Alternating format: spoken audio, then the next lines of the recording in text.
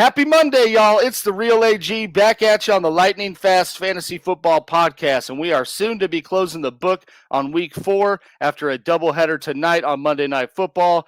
But before we move on to Week 5, you already know it's time for another segment of Monday Fantasy Hangover.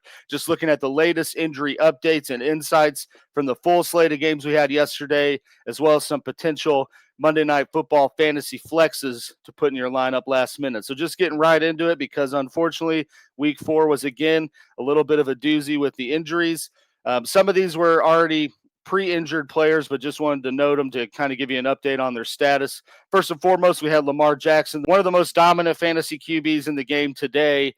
Suffered a strained hamstring, did not return to the game. Severity of it's unknown, but I don't see any issues with him playing in Week 5. Jane Daniels has been out for a couple weeks, was ruled out for Week 4, but they did already say he's on track to start in Week 5.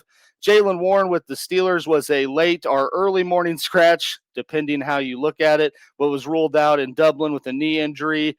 Truly been no update on that, so you want to monitor the status of that as well as just how good Kenneth Gainwell looked when given the opportunity. Tyrone Tracy suffered an injury Week 3, did not play Week 4, but looks to be on track to return Week 5 or 6 at the latest. Big injury for the Giants here in Week 4. We had Malik Neighbors, confirmed ACL tear, unfortunately, so he is out for the year. Ricky Pearsall injured his knee and left the game, but was seen later riding the bike on the sideline, so I don't see any issues with him in Week 5. Same with Juwan Jennings, who had an injury scare in the game. Gary T did not play in Week 4. And apparently was considering surgery, but Washington has said they're not putting him on the IR, so just kind of need to monitor the status, but it seems to be somewhat severe. CeeDee Lamb also not being put on the IR, so I imagine returns sometime between Week 6 or 7.